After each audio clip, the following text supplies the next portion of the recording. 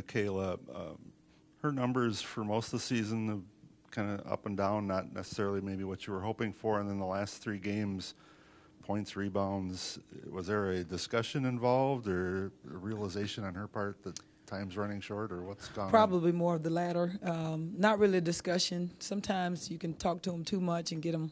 I think she just needed a little rest I think the Christmas break really helped her. She started to really turn it on at that point.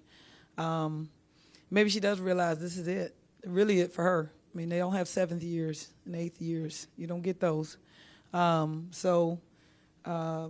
has 2 more games to put on that uniform here, and obviously it's only so many that are guaranteed. If you win at the end and keep playing, you win, you keep playing, but if you lose, you go home. So I think she's realizing that this is really the end, capital letters.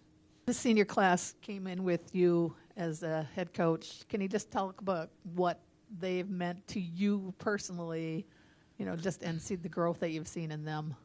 Well, we did come in as freshmen, so to speak, together. That's our first class that actually came in that we had a chance to recruit, albeit very quickly. People just assume when you get the job you've had 4 or 5 years to recruit people. Well, we didn't. So for what they've accomplished, all the school records, all of the personal growth and achievement that they've had, maybe not in the W column, but it's a lot of records that these kids have set.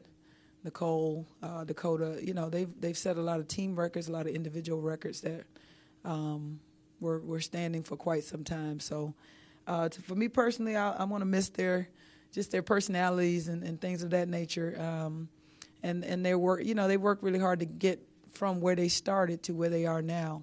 Nicole did not come in like she is going to end. Dakota didn't. Tessa obviously being a walk-on. Mick was a little bit different because she transferred, but through her injury, with her knees and just all the things that she's had to endure, those 4 actually being on the court. Rosie, obviously being a transfer, not with us very long, and then Shannon, obviously her knee didn't allow her to finish on the court. We're going to miss them, but as they go, they come. So I've been doing this for a long time, and they do have to leave. They cannot stay. So, but they're going to move on to other chapters in their lives, and we're going to be there to help them. They always call them for recommendations and things of that nature when they need to get a job. So all kids out there need to remember that when they're giving their coaches grief.